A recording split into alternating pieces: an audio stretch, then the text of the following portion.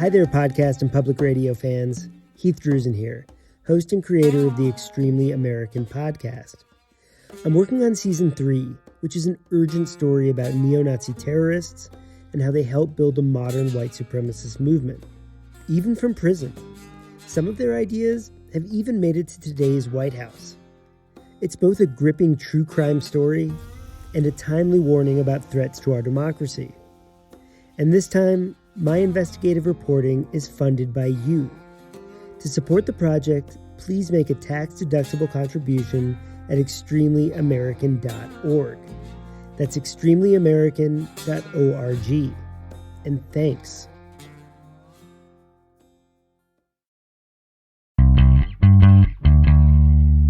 From the studios of Boise State Public Radio News, I'm Gemma Gaudette. You're listening to Idaho Matters. It's Friday, which means it's time for our Reporter Roundtable. This is when we get you updated on the news that made headlines this last week. And our panelist today includes James Dawson with Boise State Public Radio, Scott McIntosh, opinion editor with Idaho Statesman, Max Silverson, editor of the Star News, and Kira Corsanti, managing editor of Teton Valley News. Today, we're starting with our James Dawson.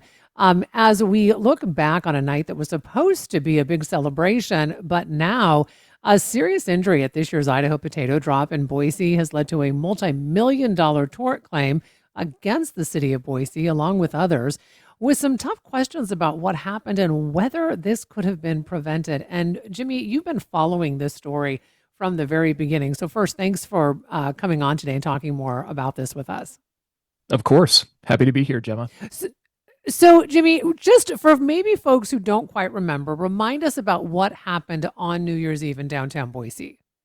Yeah, and even for those who've moved here in the past few months, every New Year's Eve for the last many years, I think since 2012, downtown Boise has hosted the Potato Drop, which is where a large potato-shaped oval is kind of hoisted up by a crane and then lowered while fireworks help ring in the new year. You do a big countdown. Lots of people go there. I mean, Cecil D. Andrus Park is usually packed every year that I've been down there. But this year, the fireworks may have gone a little overboard because glass windows in the area shattered during the fireworks explosions. And this rained down shards on spectators.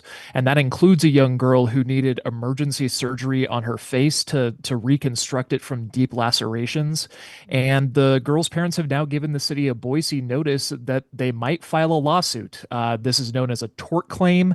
And essentially, state law gives public entities like cities this window of time for them to try to mediate any sort of potential legal issues before they go to court. So, before you sue the city, the county, whatever it happens to be, you got to file a tort claim first. Okay, so let's talk about this tort claim, Jimmy, because it says that Boise city officials knew for years that these organizers were not following their approved event plans. So do they have evidence? Do the parents have evidence or the parents' lawyers to back up that allegation? Well, they didn't file anything specifically in the tort claim itself. However, if anyone has watched these archived meetings of this little division within the city known as the Special Events Team. Anyone can go online and watch these meetings going back years. This team oversees planning with event organizers. They bring together, the fire department, police department, as well as those responsible for cleaning up trash and making sure recycling receptacles are available, things like that. And we've reported here at Boise State Public Radio on the friction between Klein and the city in recent years, specifically thinking about the year after COVID when he threatened to move the event away from downtown. Boise Dev also has a nice article from earlier this year outlining the conflict where organizers would, allegedly make these last minute changes to how the maps look, how the event might be set up. They were allegedly blocking business access downtown, not cleaning up the mess in a timely manner. So, if people have been paying attention, like the 20 people who watch these meetings, they will certainly remember these conflicts. So we know that the city of Boise has been named in this tort claim, Jimmy. Who else besides the city has been named, and do we know why those specific entities are being included? Yeah, mostly it's a couple divisions within the city. You've got the Office of Community Engagement, which oversees the special events team, the special events team itself. We're not sure if the next, folks are actually named as respondents to the lawsuit, but they also named the three Boise police officers involved in that we saw body cam footage from in their investigation, as well as the pyrotechnics contractor, and then Klein himself. So, my understanding, if I remember correctly, Jimmy, is that there's body camera video of Dylan Klein. He is the organizer of the potato drop, actually celebrating after learning about those shattered windows in downtown. Do we know if that video, I mean, could play a role? I mean, if this ends up in court? Yeah, I mean, too early to tell, but I can't imagine that it would look really good to jurors if one was ever impaneled. I would assume, I'm not a lawyer, but the years of discord among organizers and the special events team, I think might have more of a foundation for the case, since Mhm. it doesn't seem like Klein himself is personally being implicated in this. I would imagine most people sue municipalities because they have the deeper pockets rather than, the actual individuals themselves. But if the girl's parents do ever decide to sue Klein himself, I can't imagine that wouldn't play a prominent role there. So, Jimmy, you said that they have the parents filed a tort claim before it's kind of giving notice about a potential lawsuit. So, walk us through what happens next, because the city does have some time to respond. And do we know at this point if there's any indication that the city might try to settle? I mean, before this were to become a full blown lawsuit. Yeah. I'm not sure personally if they have already started communications with, the parents' legal team, but the city does have 90 days to respond to the tort claim. So September would be the soonest that the Rattos, those are the parents, who would be able to move ahead with the lawsuit. Uh, you know, Usually cities try to come to some kind of resolution before reaching court. Most business entities do too. Like, no one likes a jury lawsuit, especially in high profile cases like this. The Rattos are asking for $10 million plus pain and damage suffering, etc., for their daughter. That would probably be knocked down a little bit, I would imagine, if there was a settlement, but too soon to tell right now. Jimmy, I want to shift gears now and talk about an update to another story that you've been following. So our state's largest healthcare system, St. Luke's, says it is owed, I believe, more than $30 million. This is for inmate medical care. And so St. Luke's is accusing Idaho's former prison health contractor of actually hiding assets. And this is through some type of bankruptcy strategy and to avoid paying debts. So can you explain? I guess it's called the Texas two step. Like, what is this? And we're not talking about the dance, and why it's become such a controversial legal maneuver. Yeah, totally. There's a reason why he's choosing Texas. Shout out to Ella Langley for that song. So the Texas two-step, it's when you move your business and formally incorporate it in Texas because of a law that it has. A lot of companies and corporations are generally incorporated in Delaware for similar reasons, for legal Hmm. reasons, not for this two-step issue. But so what you do is you move your business to Texas, you fully incorporate it there, and then you can split your business into separate entities. So the quote unquote good company would have all of your positive assets. If you have any sort of Mm. contracts where you're selling your services or goods or whatever, basically your cash flow, your staff are in that good company. And then you stick the other company with all of your debt and legal liabilities. The thing with that, though, is you're also supposed to put a reasonable amount of cash or whatever to settle these debts and liabilities with the bad company.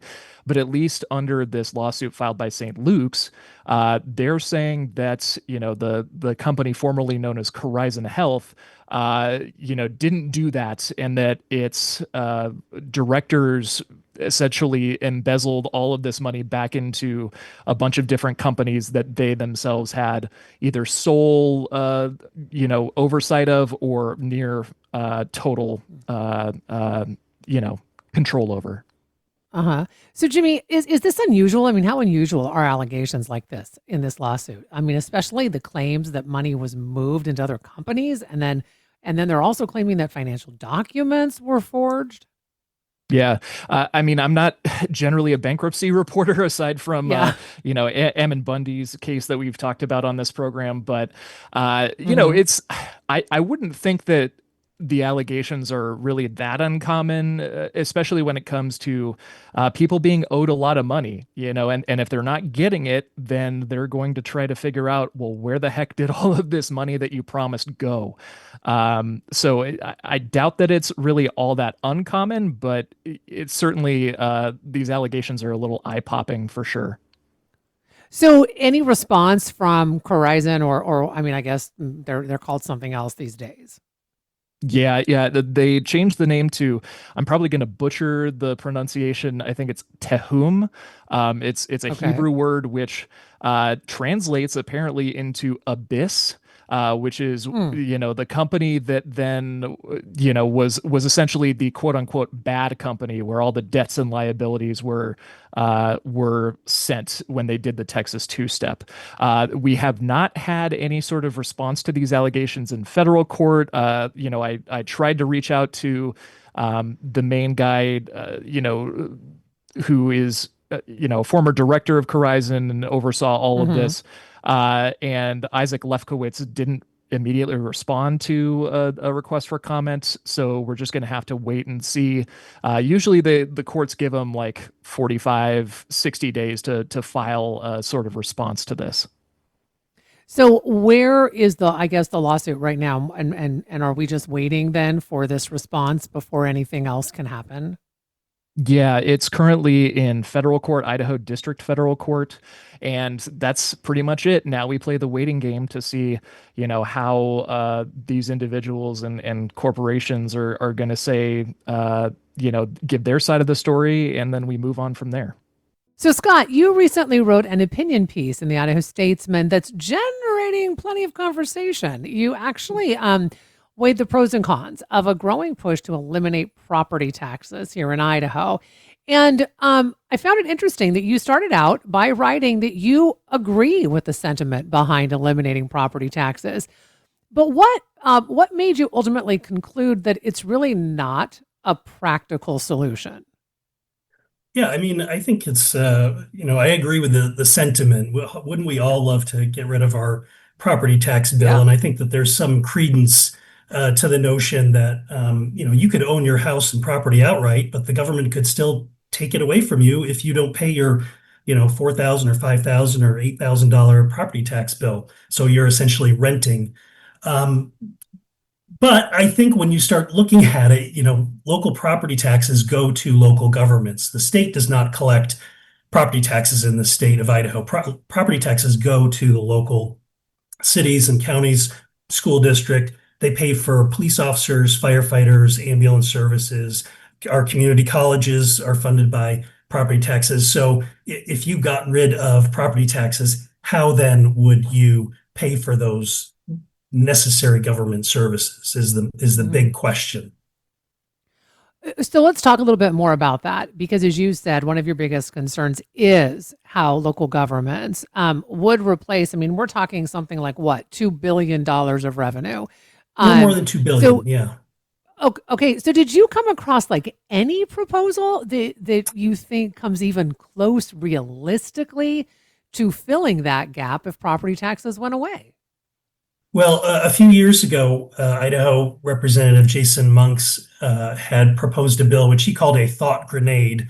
Didn't really expect it to pass, but an idea to replace eliminate property taxes and replace it with an increase in sales tax. So the sales tax rate would have gone from 6% to 11.3%. Oh. And that would have, that generate about $2.5 billion, and certainly would have replaced the lost property tax revenue. Now, you think about 11.5% Mm-hmm. every time you buy something, that is a tough pill to swallow. So that I don't think is really viable. I crunched some of the numbers with some of the other taxes we pay. The other two big chunks, one is individual income tax.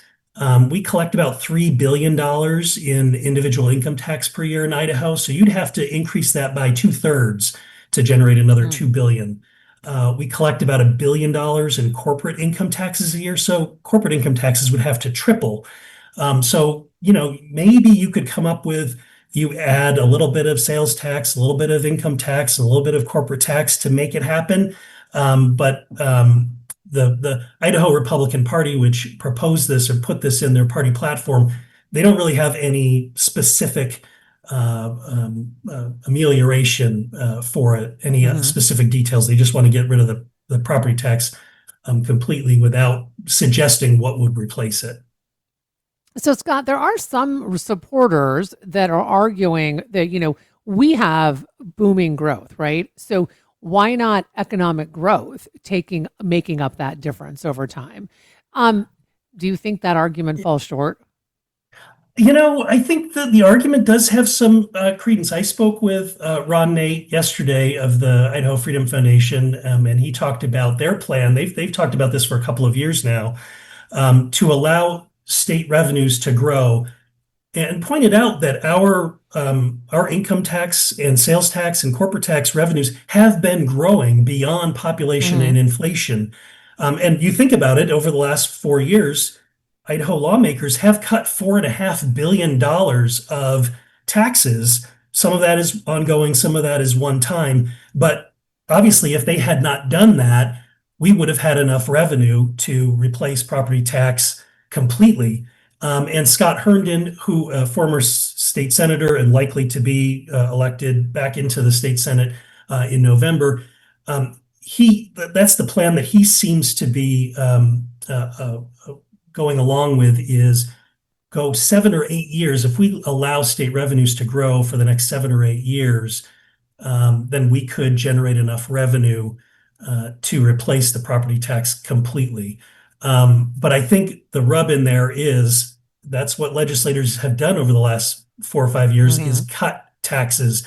And so I think leaving this up to the state to determine how many police officers you have or how many firefighters you have based on what they want to send to the cities and the counties is troublesome, because all those decisions now are made, good or bad, at a local level. Your city council member is making those decisions. Your county commissioner is making those decisions. You can go and attend those budget hearings and tell them, what you want and what you don't want.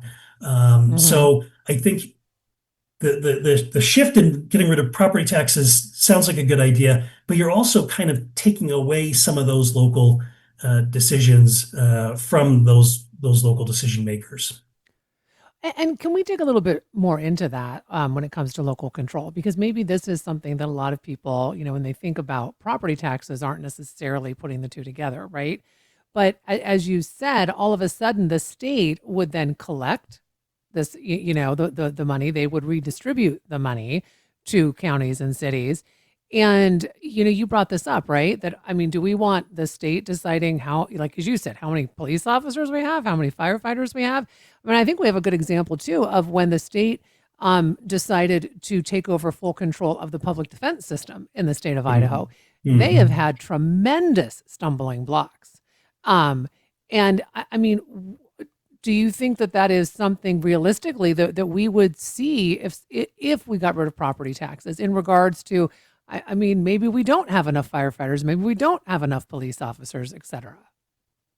Right. And I think, how is it going to work logistically? So because right now, local city councils and county commissions, they have a wide latitude of what they can do with the budget. If they need, increased number of firefighters, they can go ahead and maybe take foregone taxes from years past, or increase property taxes by 3%, or not do anything at all, will those decisions still be made at a local level, or will local government officials be at the mercy of what the state says they get? For example, just this year, the state legislators diverted some liquor revenue to the state police to pay for state police and increase Mm, their wages. Well, that ended up meaning that local governments were receiving less of that revenue. And so now, like Ada County, Ada County commissioners, they have to make up something like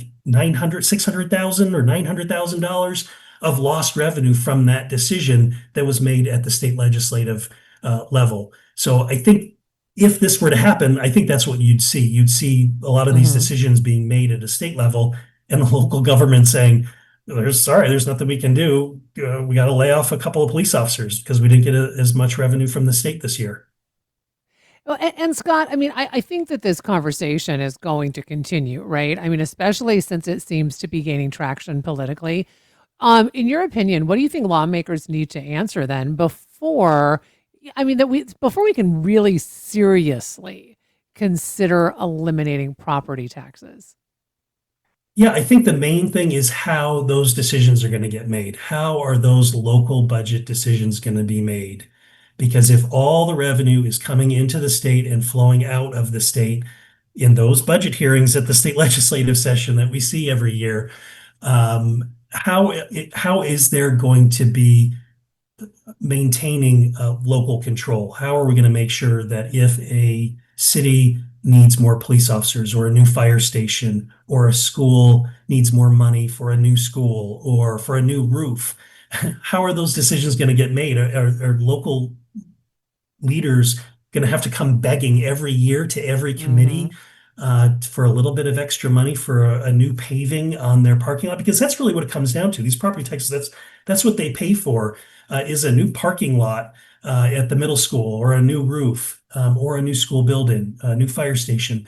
And so I think the lawmakers just really need to think, okay, do we really want to be making these decisions for 44 counties and however many cities and however many school districts and mosquito abatement districts that need a new skid steer, or all these little decisions that Yeah. are made at a local level? Do the state lawmakers really want to make all those decisions? Yeah, good points. So, Max, let me bring you into the conversation. So McCall, as we all know, is one of the most popular places to be over the 4th of July. And with that popularity, well, I mean, a lot of issues have come about. So city leaders in McCall are actually giving police a new tool to deal with some really disruptive behavior in public parks, including a short-term ban. And this could kick somebody out of public spaces for 24 hours. Max, what kinds of incidents, I mean, in recent years have pushed the city to feel like they need a new ordinance like this? Yeah, that's right. Kind of any time large group of people get together for this type of size of event, I think any kind of disorderly conduct can pop up. Like whether or not that's an actual fight or just kind of the behavior that you tend to see that you think is going to lead to a fight can be pretty common. So this is basically an ordinance that Mhm. gives an adult timeout, it feels like to me. So that's funny. How exactly will officers decide, what counts as disorderly conduct when they issue a notice of ejection? Well, they relied on the definition of that in our city code, which is about 1,000 words long and covers quite a bit of potential behaviors. I won't take you through the whole thing, but a lot of it is based on Hmm. kind of you know it when you see it type of definitions. Like a reasonable person needs to conclude that violent, noisy, or riotous behavior is likely to occur. So since it is only 24 hours, what are officials hoping this changes, like in terms of behavior or enforcement, on the ground during the 4th of July? Yeah, so that 24-hour ban was kind of important to the police chief, and that's how they really marketed this idea. Like currently, as disorderly conduct is on city code, it's already defined. They can and have in the past, kicked people out, but without this trespass ordinance, that person can leave and then just come right back. And if they come back, they need to then commit another type of offense. Like they actually need to start that fight before the police can take them to the jail, which is, by the way, in Cascade. So is it Wow. worth, arresting someone for these smaller offenses that might not really be considered a serious crime just yet? So you can take away that, limited resource of limited amount of police on the ground to drive them all the way to Cascade, put them in the jail, drive back. It just leaves a big gap in coverage and is not a good use of Mhm. resources. And before I let you, before we take a break, Max, so this new ordinance will go into effect for this upcoming 4th of July celebration. Yeah, that's right. It is scheduled to go into effect once published, and that I've been told that is July 2nd, so just in time for our big weekend extravaganza here.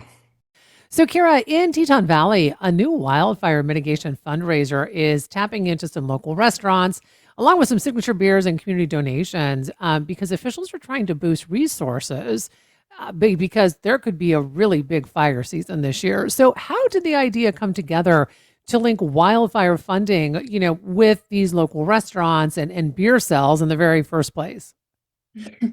Yeah, I mean, beer and firefighters, a tale as old as time. No, Exactly. but it's kind of one of the several community partnerships that this fundraising group, nicknamed TV Fact, the Teton Valley Action Fire Team, has been doing to gain momentum on their advocacy around wildfire efforts this summer.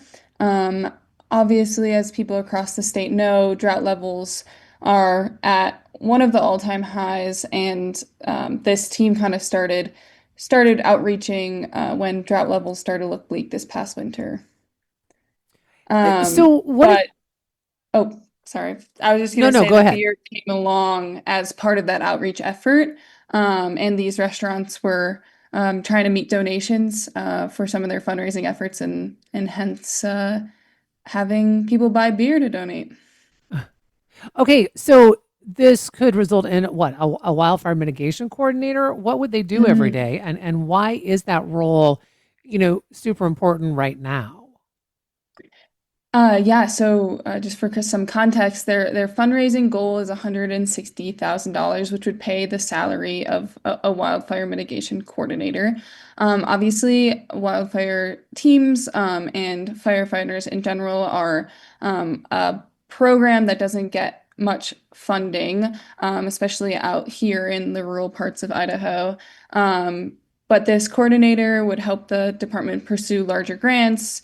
They could target vulnerable areas for wildfires, and just kind of be like an on the grounds person for their mitigation crews, and seeking out places where coverage is maybe weaker, and filling in Mhm. those roles. And Kira, there seems to be a lot of groups that are getting together. I mean, we're talking like, what, Teton County Fire. Mhm. You've got private donors like Grand Targhee that they're doing all of this coordinating behind the scenes.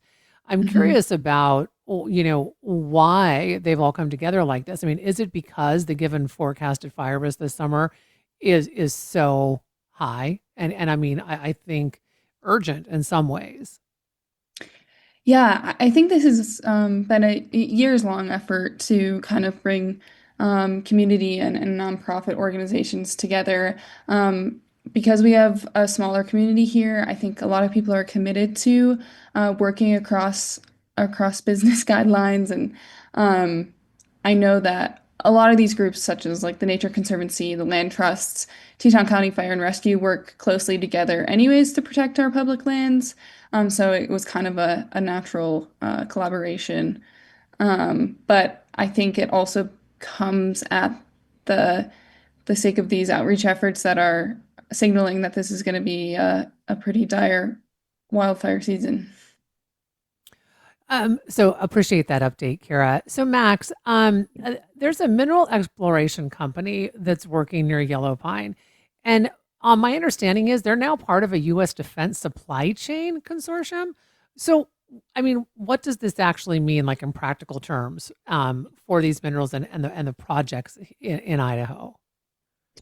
Right, let's see. And I should specify too, there are two mining exploration companies working near Yellow Pine. There's the one that most people probably know Uh-huh. about, which is Perpetual Resources is working on the Stibnite Gold Project, which has already been approved by the Forest Service and is they're in construction currently. And this is a second one by Resolution Minerals, which is actually an Australian company. And their project is directly west of the Stibnite Gold Project. And yes, they were just accepted into this consortium, which is a big fancy word to say a big group of companies. And Right. what this means is that they can the main thing is that they can access US government funding to specifically for defense products or product development. And in this case, they're mining gold is kind of the main thing, but also antimony and tungsten, which are used in a lot of military applications. So, how significant is the demand from the defense sector then, Max, for minerals like this? And how does that shape the company's plans on the ground? Yeah, they're really important things that go into a lot of different equipment. Like it's crazy how many things antimony goes into. Rockets, ammunition, some fire retardant materials, microwaves, all kinds of things. And this is kind of a similar playbook. It seems like a similar playbook to what Perpetua did. Like both seem to be primarily a gold mine, but these are also important supply chain minerals that Hmm. are very rare in the US. We don't have another major source of these things. They come from abroad. So securing that supply chain is a good way to get kind of government backing on your project. Like the Stibnite Gold Project got something about $80 million plus to develop their antimony supply from both sides of the political spectrum. They were given funding under the Trump administration and under the Biden administration. So, what's the current status of of this exploration project? And do are there some major regulatory or environmental milestones that they need to meet? Yes, there's going to be quite a bit of regulatory action coming up. So far, what's been approved and what's underway is just exploratory drilling. And it's mostly along existing Forest Service roads. So they're drilling, 2,000 feet into the hillside, very deep to look at veins of minerals. Like where would they go to do the actual mining? So that's what's been approved so far for the broader Horse Heaven, it's called Horse Heaven, project. Mhm. And then they will be, let's see, there's two projects within that would be like full scale mining proposals. And the one has just been submitted, a plan was just submitted to the Boise National Forest for consideration. And, comment periods will start, studies will start after that. Just like we saw with the Stibnite project, they're looking at years and years of studies, comments, more studies, plans, evaluation. It would be quite a long time before actual mining took place. So, before we head to break, Max, how are local and federal land managers responding to the scale of this activity? You know. Hmm. Yeah, well, it's just such a regulated process that they're really going through the steps, and the steps of it are daunting. Like there's quite a bit of study and process to it all. Mhm. They're just at the beginning phases of it, and it's going to be a story that I think we'll cover quite a bit in the coming months and years. So, Max, 13 nonprofit organizations up in Valley County are facing some unexpected property tax bills because they apparently missed a filing deadline to maintain tax exempt status. And I guess this followed a change in the county's reminder policy. So, what prompted Valley County to stop sending reminders in the first place? And then, how was that decision rather communicated to nonprofits? Right. A lot of the nonprofits we talked to about this didn't know it had happened until we asked them to comment on property taxes. The deadline was Mm. back in April 15th, and that's when nonprofits need to file for their property tax exemption, not their actual taxes, but tax exemption for the next year. The county has been reminding nonprofits for the past 3 years that, well, they've been reminding them to file for a long time, years and years. And then for the past three Mhm. years, they've reminded them that this notification will stop in 2026. So none got that reminder this year. Normally, one or two will forget to file, even with the reminders, but this year, 13 missed the deadline, where I think 49 eligible groups did file. I just think, oh, and the reason for that was that these packets can be quite substantial. They're sending, 49, 59, 60 big packets out to different nonprofits. It's more work for the county when people are trying to tighten their budgets, and it's costing money in postage. But I don't think So, people really realized kind of how much these organizations have relied on that notification. yeah. So, Max, how much of a burden could these new tax bills be? I mean, for these, smaller volunteer-run groups like food pantries and other local charities. Right. Yeah, we won't know the total that they have to pay until levy rates are set in November, but it's significant for a lot of the smaller organizations like that. You're right. Like the Cascade Food Pantry, the property is one of it's not particularly a high tax bill. It's less than $3,000, I think, but for that organization, they're completely run by volunteers, and all of the money that comes in goes out in food and essential supplies to people in need. So to lose $3,000 in supplies is a really big deal. And then Yeah, some it of these other is. organizations have, like the Sabala Foundation owns the Manchester Ice and Event Center downtown, which is Oh. $16.6 million in value. So they all of a sudden have $80,000 in taxes to pay, and that's also a big deal. Okay, so Max, my understanding is that county commissioners are saying that the state code just leaves them like any flexibility, really. So are there any legal or procedural options still on the table to help these nonprofits? Yeah, we've been going back and forth questions with the county. They get back to me, and it sounds like they're looking into every possible option on how to help these organizations out. But state code is very strict. There's no remedy in state code. It just says you must file by the 15th, and if not, there's no way to fix it. There's some potential fixes, considering like if you can prove that this has put a hardship on your organization, there are hardship Hmm. adjustments that can be made, but it remains to be seen whether or not they will pay their full tax bill this coming year. Okay, so I was going to ask, I mean, do we know if they're actually going to be required to have to pay this tax bill? It appears that they might. Yeah. Okay. All right. Well, we'll have to keep our eye on that. Thanks for that story, Yeah. Max. Thanks, Jamie. Kira, Grand Targhee Ski Resort is opening limited zones of its trails to certain e-mountain bikes. This is the very first time they've ever done this. So it's really a notable shift in how one of the region's major outdoor recreation hubs is actually approaching. I mean, what's really a pretty fast growing sport. Do you know what led Grand Targhee to become one of the first ski resorts in the region to allow e-mountain bikes on certain trails? Yeah, so our contributing reporter, Alex Bukowski, actually reported on this story. She did a great job.